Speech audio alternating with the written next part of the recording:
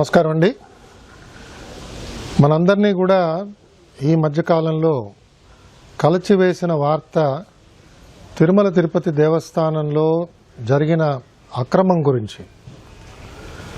మనందరం కూడా మన కులదైవంగా భావించి కొలిచే వెంకటేశ్వర స్వామి సన్నిధిలో పనిచేస్తున్న కొంతమంది చిత్తశుద్ధి లోపించటం వల్ల కానివ్వండి, అధిక ధనాన్ని సంపాదించాలనే భావంతో కానివ్వండి, అక్రమానికి కూడా ఒడిగట్టి స్వామివారికి సమర్పించే నివేదనలలో చెడు పదార్థాలని కలిపి స్వామివారికి తినిపించారు.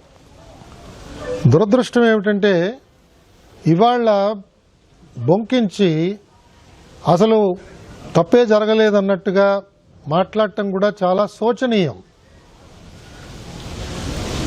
అదే సమయంలో నేను దురదృష్టవశాత్తు ఒక ఎక్స్పర్ట్గా తిరుమల తిరుపతి దేవస్థానం నన్ను ఆ బాధ్యత అప్పగించింది, నేను ఆ బాధ్యతల్లో విఫలుడనయ్యాను అని ఒక ఎక్స్పర్టు నిన్న పోలీసు వాళ్ళకి స్టేట్మెంట్ ఇచ్చి తను దుర్మార్గంగా సంపాదించిన ధనాన్ని ఆయన పోలీస్ ఏసీబీ వాళ్ళకి అప్పచెప్పాడు. కాబట్టి మనం చూస్తున్నది ఏమిటంటే తప్పు చేసిన వాళ్ళల్లో చిత్తశుద్ధి ఇప్పటికి కూడా రావటం లేదు. అంటే వెంకటేశ్వర స్వామిని మనం ఏ విధంగా మనం అక్రమాన్ని చేసినా కూడా మన మీద శిక్ష పడదు అనే ఒక భావంతో వారు ఆ రకంగా మాట్లాడటం చాలా చాలా బాధాకరం.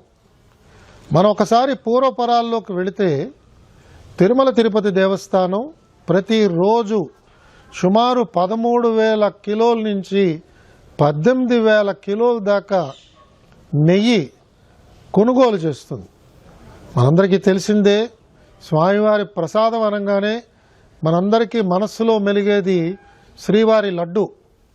అలాగే మన బంధువులు కానీ మిత్రులు కానీ యాత్ర చేసి వచ్చారు అంటే మనం చాలా చాలా ఆనందంగా ఉత్సాహంగా ఎదురు చూసేది మనకెప్పుడు లడ్డు తీసుకొచ్చిస్తారా అని చూస్తుంటాం. పరీక్షలకు వెళ్ళే విద్యార్థులు, కళ్యాణం చేయించుకునే పెద్దవాళ్ళు, వృద్ధాప్యంలో చేసుకుంటున్న ఉత్సవాల్లో కూడా స్వామివారి యొక్క ప్రసాదాన్ని అపురూపంగా భావించే జాతి మనందరిది కూడా. యావత్ భారతదేశం అంతా కూడా వీళ్ళందరూ ఇవాళ ఉండి వాళ్ళందరూ కూడా భారతదేశంలో ఎక్కడికి వెళ్ళినా కూడా తిరుమల గురించి, కలియుగ ప్రత్యక్ష దైవం గురించి మాట్లాడుతున్నప్పుడు స్వామివారి ప్రసాదం గురించి మాట్లాడతారు.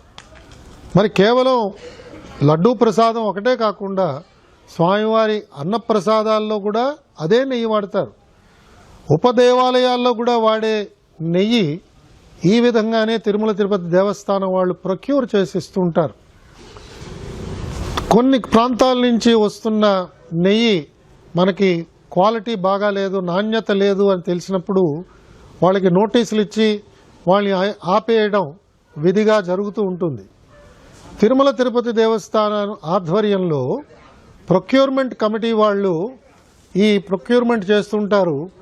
ఆ ఘీ ప్రొక్యూర్మెంట్ చేస్తున్నప్పుడు ఆ ఘీలో నాణ్యత ఎలా ఉన్నది అవన్నీ కూడా వాళ్ళు చాలా జాగ్రత్తగా పరిశీలన చేయవలసిన బాధ్యత వారి మీద ఉన్నది.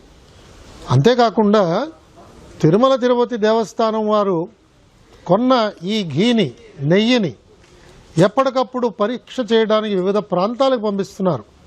అలాగా ప్రభుత్వం మారిన తర్వాత, కూటమి ప్రభుత్వం వచ్చిన తర్వాత మనందరికీ కూడా ఒక పెద్ద గంభీరమైన వార్త ముఖ్యమంత్రి గారు ఆవిష్కరించింది ఏమిటంటే తిరుమల తిరుపతి ప్రసాదంలో వాడిన నెయ్యి కలుషితమైనది, ఇందులో జంతు కొవ్వు కూడా కలిసినట్టుగా కనిపిస్తున్నది అని ఆ రోజు సెప్టెంబర్ 2024 నాడు ఆయన సెలవిచ్చారు. మనందరం కూడా చాలా చాలా బాధపడ్డాం. మనలో కొంతమంది దుఃఖించాం.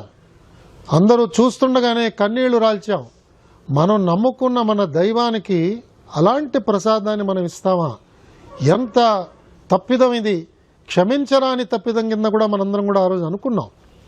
దాన్ని వెంటనే ప్రభుత్వం చర్యలు తీసుకుని ఎంక్వైరీ చేయడానికి ఒక డిఐజీ స్థాయి అధికారిని వెంటనే ఎంక్వైరీ ఆఫీసర్గా పెట్టి ఎస్ఐటీని ఫామ్ చేసిన తర్వాత ఎవరైతే తప్పు చేసి ఉంటారని మనం అందరం భావిస్తున్నామో వారు సుప్రీంకోర్టుకు వెళ్ళి మేమేం తప్పు చేయలేదని చెప్పి ఆ రోజు బొంకారు. అప్పుడు సుప్రీంకోర్టు ఏర్పాటు చేసిన స్పెషల్ ఇన్వెస్టిగేషన్ టీం ఈ అంశంలోకి వెళ్ళి వారు అనేక మంది ఎక్స్పర్ట్స్ని, రాష్ట్ర ప్రభుత్వ పోలీస్ యంత్రాంగంలో ఉన్న సభ్యులు, సిబిఐలో ఉన్న సభ్యులు అందరినీ కూడా, అలాగే FSSAI అంటే ఆహార నాణ్యతని పరీక్ష చేసే ఒక ఏజెన్సీ, కేంద్ర ప్రభుత్వ స్థాయిలో ఉన్న ఏజెన్సీ ప్రతినిధులు, వీరందరినీ కలిపి SIT ఏర్పాటు చేశారు. కాబట్టి ఇవాళ వారిచ్చిన రిపోర్ట్ని అందరం కూడా జాగ్రత్తగా పరిశీలన చేద్దాం. ఇవాళ ఉన్న ప్రభుత్వం, ఇవాళ బోర్డులో పనిచేస్తున్న చైర్మన్ గారు కానీ, ఎగ్జిక్యూటివ్ ఆఫీసర్ గారు కానీ, గౌరవ ధర్మకర్తల మండలి సభ్యులందరినీ కూడా మనం ఆశించేది, కోరేది, భవిష్యత్తులో ఇలాంటి చర్యలు రాకుండా ఎలాంటి చర్యలు మనం తీసుకోవాలి. ఇలాంటి తప్పిదాలు జరగకూడదు. ఇది తప్పిదమే కాదు, ఇది దుర్మార్గం. ఇది కలుషితమైన ఆలోచనతో పెట్టరేగిపోయిన కొంతమంది మన మనోభావాలని దెబ్బతీసేటట్టుగా వారు ప్రవర్తించారు. దీని ద్వారా కోట్ల రూపాయలు వారు గుల్లకొట్టారు. స్వామివారిది ఒక్క రూపాయి మన జేబులో పడినా కూడా మన చేతుల్లోంచి 10 రూపాయలు వెనక్కి వెళతాయనే ఒక సత్యం త్వరలోనే నిరూపణ అవుతుందని కూడా నాలాంటి వాళ్ళు భావిస్తున్నారు. ఎవరైతే తిరుమల నుంచి ధనాన్ని సేకరించి దుర్మార్గం ద్వారా ఆ ఆదాయాన్ని సంపాదించారో తప్పకుండా ప్రాయశ్చిత్తం వాళ్ళు అనుభవించవలసిందే. ఇప్పటికైనా సమయం మించిపోయింది లేదు. దీన్ని రాజకీయ కోణంలో ఆలోచన చేసి వాదించే కంటే మాకు వెంకటేశ్వర స్వామి మీద నమ్మకం లేదు, మాకు డబ్బు మీద నమ్మకం ఉంది అని వాళ్ళ నమ్మకాలని బయట పెట్టవలసిందిగా నేను అందరి తరఫున నేను వారిని డిమాండ్ చేస్తున్నాను. మీకు వెంకటేశ్వర స్వామి మీద నమ్మకం ఉంటే మౌనం వహించండి. మీరు చేసిన ఈ దుర్మార్గానికి మీరు మీ చింతని ప్రకటించండి, మీ బాధను వ్యక్తపరచండి. ప్రాయశ్చిత్తంగా వెళ్ళి అంగప్రదక్షిణ చేస్తారో, పుష్కరిణిలో మునుగుతారో, లేదా తలనీలాలు అర్పిస్తారో, లేదా వెళ్ళి శిక్ష అనుభవిస్తారో జైల్లో కూర్చుని, అది మీకే వదిలేస్తున్నాం. కానీ ఒక సామాన్య భక్తుడుగా మీరు చేసింది క్షమింపరాని నేరము. మీరు దాన్ని వెనకేసుకొస్తూ ఇవాళ సమాజంలో అలజడి సృష్టించడానికి ప్రయత్నం చేయడం ఏమాత్రం కూడా ఇది శ్రేయకరమైన పని కాదు.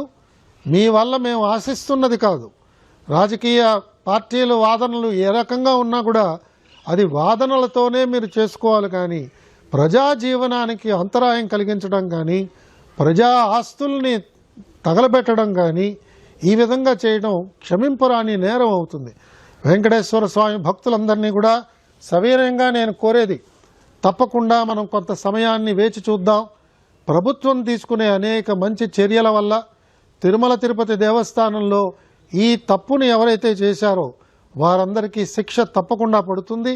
ఇప్పటికే ప్రభుత్వం అక్కడ పనిచేస్తున్న కొంతమంది ఉన్నతాధికారుల్ని స్థానచలనం కలిగించింది. మిగతా వారి మీద కూడా చర్యలు తీసుకునే చర్యలు మొదలుపెట్టినట్టుగా నాకు వినిపిస్తున్నది. మనందరం కూడా స్వామివారి భక్తులుగా వినమ్రతతో స్వామివారిని కోరుతూ ఇలాంటి తప్పులు చేసిన వారందరి పక్షాన మనందరం క్షమాపణలు కోరుదాం. ఇలాంటి తప్పు చేసిన వారందరికీ తగిన విధంగా స్వామివారు శిక్ష విధిస్తారని నమ్ముతూ మనందరం కూడా ఎల్లవేళలా నమ్మే వెంకటేశ్వర స్వామిని మరొక్కసారి భక్తిపూర్వకంగా గోవిందా గోవిందా అని స్వామివారిని కొలుస్తూ మనం చేసుకునే మన విధి నిర్వహణలో నిమగ్నం అవుదామని చెప్పి నేను పిలుపునిస్తూ మీ దగ్గర సెలవు తీసుకుంటున్నాను. గోవిందా.